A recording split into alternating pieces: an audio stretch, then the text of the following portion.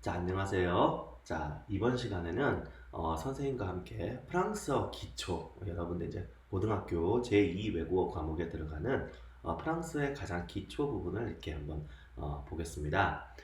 자, 프랑스어 하면 우리가 왠지 이렇게 많이 들어보고, 뭔가 좀 우아하다, 야, 뭐 낭만적이다, 뭐 이런 이제 우리가 생각을 가지고 있죠. 근데 이제 실제로 배우려고 이렇게 하면, 그 프랑스어 좀 어렵지 않을까, 이런 생각 때문에, 좀 선택을 망설이는 학생들이 많은 걸로 이렇게 생각이 됩니다. 일단 프랑스어라는 언어가 국제적인 위상을 이렇게 말씀드리면요. 사용하는 인구는 우리가 알다시피 세계에서 가장 많은 언어는 영어도 아니고 프랑스어도 아니고 중국어입니다. 중국이라는 나라 인구가 워낙 많기 때문에 사실 영어나 프랑스어 또는 이제 스페인어, 아랍어 등등 이제 세계적인 언어들이 있는데요. 이 세계적인 언어라는 얘기는 여러 나라가 이 자기 나라의 국어 혹은 공용으로서 사용하는 언어를 얘기합니다.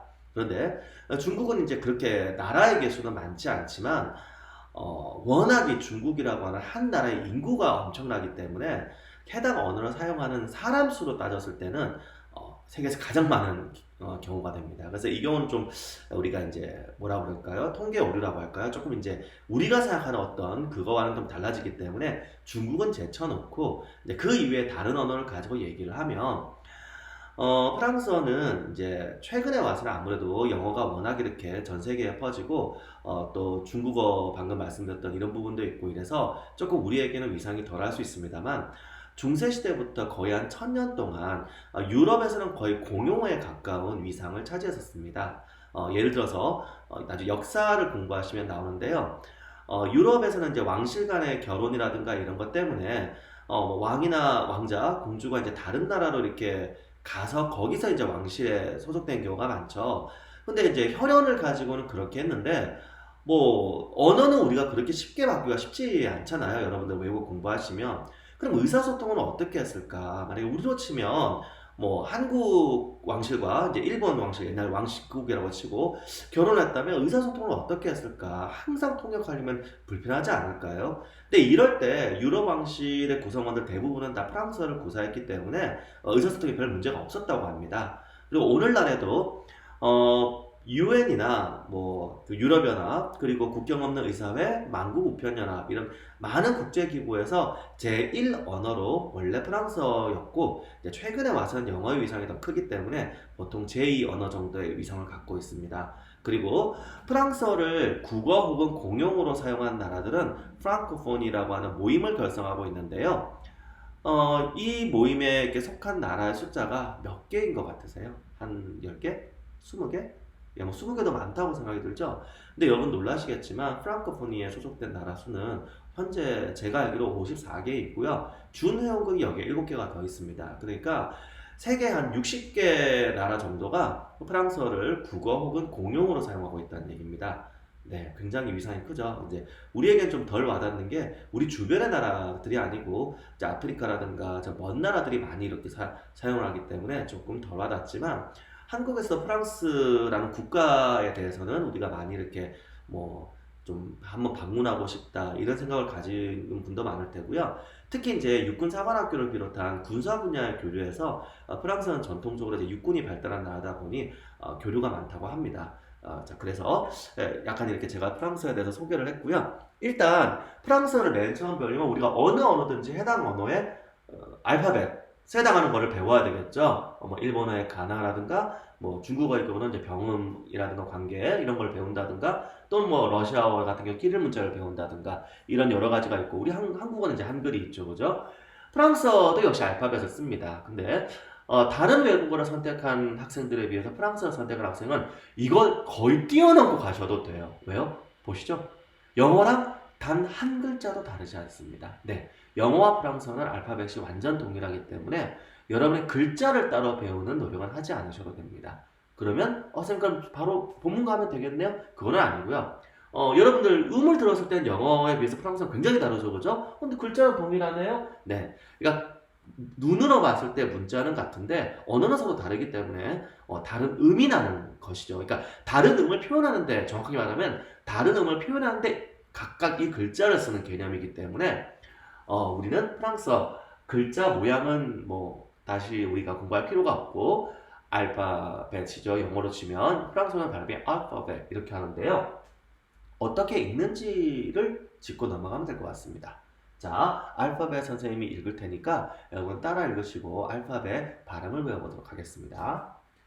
아, 베, 세, 데, 으, F, G, H, I, J, K, L, M, N, O, P, Q, R, S, T, U, V, W, X, Y, Z. 네. 영어랑 많이 비슷하죠? 네. 크게 이렇게 많이 다르진 않은데, 몇몇 주의할 발음, 특히 이제 모음 관련해서, 그리고 이제 영어에는 없는 이 발음 관련해서만 조금 여러분 주의를 하시면 될 것 같습니다. 다른 부분은 뭐, 좀 A 아니에요? 뭐 이렇게 하셔도 되는데요. 일단 아베스에 이렇게 가고, 실제 이제 그 단어나 문장을 쓸 때는, 해당하는 발음이 나게 됩니다.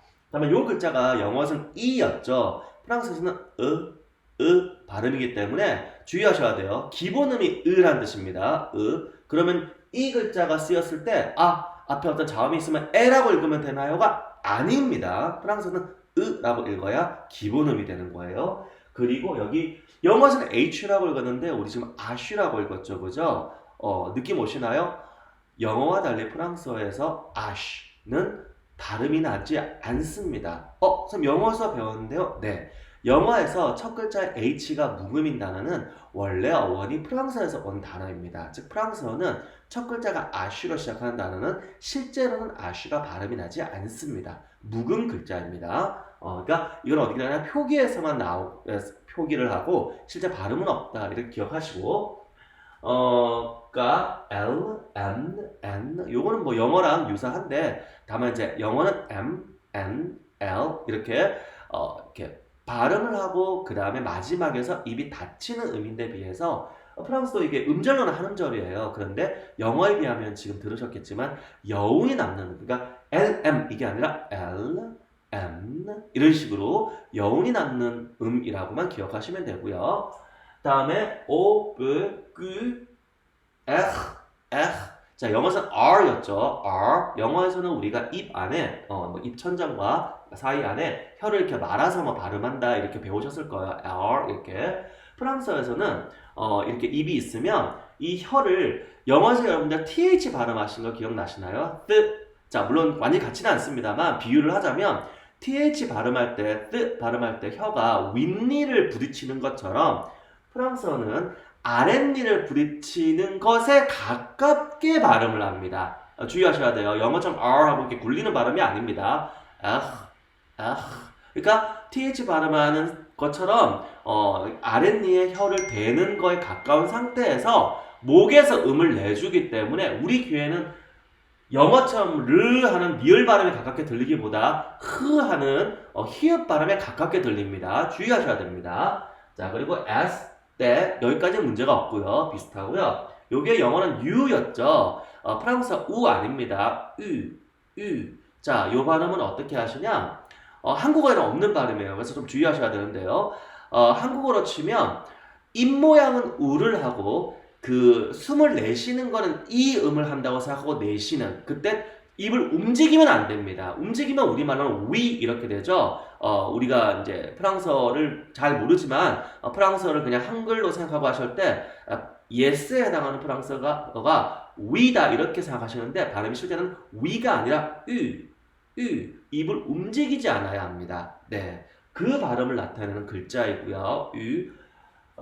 왜 여기 문제 없죠? 요거는 생각의 차이네요. 영어에서는 U가 두 개 있다고 생각을 하는데 프랑스어에서는 V가 두 개 있다고 지금 생각을 하고 있습니다. 그래서 발음이 요 글자의 음이 자 영어에서는 U가 두 개 있어서 W 이렇게 되는 데 비해서 프랑스어에서는 V가 두 개 있다고 해서 W 이렇게 됩니다. 그리고 x는 영어에서는 x는 프랑스어는 x. 이건 큰 차이 없고요. y, z. 지금 선생님 발음할 때 y이라고 하지 않고 y 이렇게 발음을 했죠. y, z. 예, 뭐 실제로 이제 영어도 마찬가지 프랑스어도 1글자가 그렇게 많이 쓰이는 일은 많이 없어요. 그래서 나올 때만 이렇게 하시면 됩니다. 그래서 알파벳 글자는 새로 외울 필요가 없고 보시겠지만 이 특정 몇 개 발음만 이렇게 주의를 하시면 됩니다. 그리고 여러분들 프랑스어 보셨을 때 선생님 프랑스어는요 왜 강세 같은 걸 이렇게 그냥 단어에 막 써요? 이거 강세를 영어처럼 발음 기호에서 표시하는 거 아닌가요? 이렇게 이제 처음에 교과서 바꿔놨을 때 생각하시는 분들이 있습니다. 요 강세 아닙니다. 요게 물론 프랑스에서 이거 그 기호 이름은 악상이라고 있는데요. 영어의 액센트죠. 그런데 그 발음 기호에서의 강세가 아니고요. 이게 하나의 철자 기호라고 해서 요것도 일종의 준 글자예요. 그래서 이게 있으면 해당 글자의 발음이 바뀌는 걸 나타냅니다. 그래서 많지는 않으니까 여러분들 이렇게 보시고 오히려 어떻게 보면 익숙해지면요. 프랑스의 이 악상 기호가 있으면 어떻게 영어보다 편리한 점도 있어요. 뭐냐 하면 영어에서는 같은 글자인데 경우에 따라서 이렇게 발음이 달라지는 경우가 있잖아요. 그런데 프랑스는 미리 표현을 해주는 방식이 있거든요. 물론 프랑스도 전부 다는 아니기 때문에 사실 이제 프랑스어 발음하실 때 이런 단어 각각 가면서 다 외우셔야 되는데 어쨌든 기호가 이렇게 있는 게 조금 더 편리한 면이 있습니다. 맨 처음에 이 기호는 악상떼기라고 해서 악상떼기 에브라고 있거든요. 그래서 악상떼기 이렇게 있는데 요 기호는 방금도 말씀드렸지만 강세가 아니라 아까 말씀드린 철자 으 그죠? 영어로는 이죠, 그죠? 철자 으 위에만 붙습니다. 요거는 요 글자 위에만 붙습니다. 그러면 뭐냐? 바로 아까 프랑스에서는 이게 이가 아니라 으라고 했잖아요. 그럼 기본음은 으예요. 예를 들어서 자음이 있고 이렇게 됐다면 영어라면 이거 B라고 있죠. 왜? 영어의 글자 모양은 이거 B, 영어의 글자는 이게 B이잖아요. 그러니까 B 이렇게 되는데 프랑스는 으기 때문에 브라고 읽어야 돼요. 한글로 하면 브 마치 몸이 없는 듯한. 그런데 만약에 저 악상떼기를 붙으면 요 발음은 에라고 읽는다는 약속이에요. 발음이 발음 여러분들 영어에서의 발음 기억 요 모양 있죠, 그죠? 프랑스도 마찬가지입니다. 그래서 그래서 베 네, 딱 요 한경우예요. 그래서 편리하죠, 그죠? 예, 요렇게 여러분들 이해를 하시면 되고요. 두 번째는 악상거하라는 기호인데요. 악상거하. 요 기호는 자, 그 요 글자에 붙습니다. 요 글자에 붙는데 옛날과 달리 현대 프랑스어에서는 이게 붙어서 발음의 차이는 거의 없습니다. 그러니까 이건 발음 차이는 없는데 다만 이게 붙은 거와 붙지 않은 것은 엄연히 다른 철자입니다. 즉 다른 단어가 돼요. 그래서 쓰다가 점 안 썼는데 에이 점 안 쓴 거 이거 가지고 이러시면 안 돼요. 서로 다른 글자입니다. 발음이 여기 이제 현대 프랑스에도 요 글자의 경우에는 조금 발음 차이가 나요. 근데 우리나라에는 없어서 우리가 잘 인식을 못 하는데 아까 에라고 했잖아요. 그러면 이제 발음 기호로 보면 이렇게 나타나는 의미 있어요. 입을 좀 크게 벌리는 이렇게 벌리는 의미고 우리나라 한글로 적으면 다 애죠, 그죠? 그래서 조금 우리는 차이를 덜 느끼고요. 아나 위 같은 경우는 저게 붙는다고 해서 지금 더 이상 발음 차이가 별로 나지 않습니다. 그래서 이거는 그냥 있구나라고만 알고 넘어가시면 될 것 같고요. 그 다음에 악상 셀컴플렉스라는 이 기호가 있는데 요거는 별거 아니에요. 장음 기호입니다. 장음 기호. 그러니까 요게 지금 모음 전체 요거는 모음 철자에 다 붙을 수 있는데요. 모음 철자가 프랑스에서는 이, 유, 오 요 모음 철자들이 있는데 요 위에 다 붙고 붙으면 조금 더 한 1.5배나 2배 정도 이렇게 길게 발음해 주는 거예요. 그래서 이렇게 이렇게 했던 걸 이 정도로 발음해 주는 요 느낌이라고 보시면 됩니다. 장음을 표현한다. 요게 있으면 모음을 좀 더 길게 발음해 준다라고 보시면 되고요. 그다음에 세디유라는 글자가 있는데요. 이거 좀 발음들이 생소하죠? 예, 하면서 선생님이 자꾸 할 거예요. 이게 지금 요것도 의가 아니라 이제 이게 있으면 에라고 했고요. L이 두 개 있는데 뭐 이상한 발음이 나요 하는 거는 이제 이 프랑스어뿐만 아니고 로망서, 그러니까 스페인어라든가 이런 언어들이 다 그런데요. 이게 영어의 어떤 약간 Y 같은 이음 나는 요게 있어요. 그래서 요거 다 지금 선생님이 정리하면 여러분들 발음만 듣다가 이거 나 프랑스어 못하겠다 이럴 수 있기 때문에 선생님 일단 철자하고 가장 기본적인 것만 하고 그 다음부터는 조금씩 나오면서 이렇게 하는 게 나을 것 같아서 그렇게 수업을 진행하겠습니다. 요 글자는요, 철자 아까 세 있죠, 그죠? 요 세 뒤에만, 세 뒤가 아니군요. 죄송합니다. 세의 아래에만 붙습니다. 자, 이게 무슨 뜻이냐면 여러분 영어에서 이거 기억하시나요? 영어에서도 이 글자가 실제로는 발음이 하나가 아니죠, 그죠? 발음이 이게 스 음도 나고 크 음도 나잖아요. 그럼 어떻게 구별을 하죠? 네, 외웠죠, 그죠? 개별 단어마다 여러분들이 외우면서 익숙해지는 수였죠, 그죠?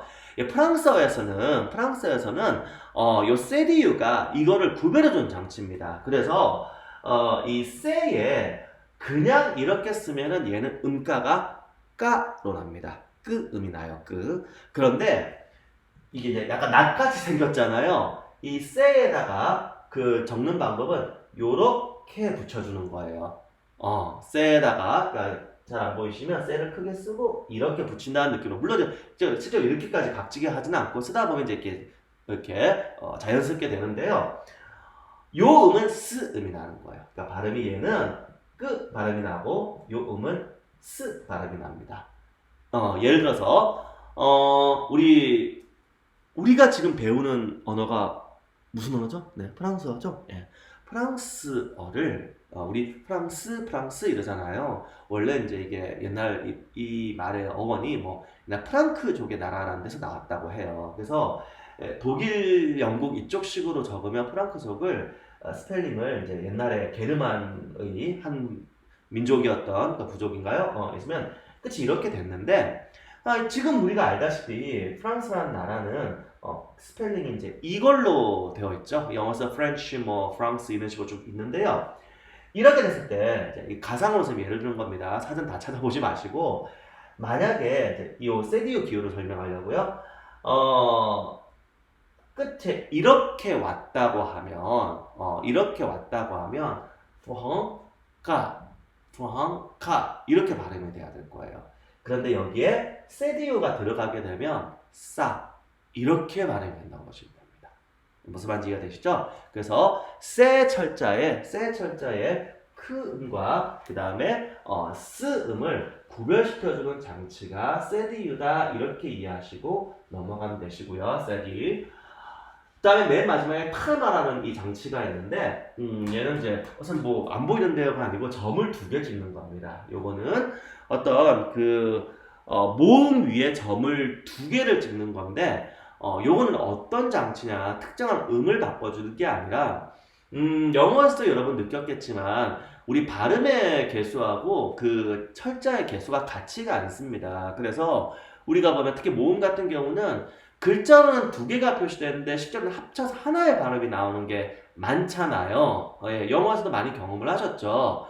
그럴 때 이 타마 기호가 없으면 그 두 철자를 합쳐서 하나의 모음으로 취급을 하는데 트레마 기호가 있으면 끊어서 발음을 하라는 뜻이에요.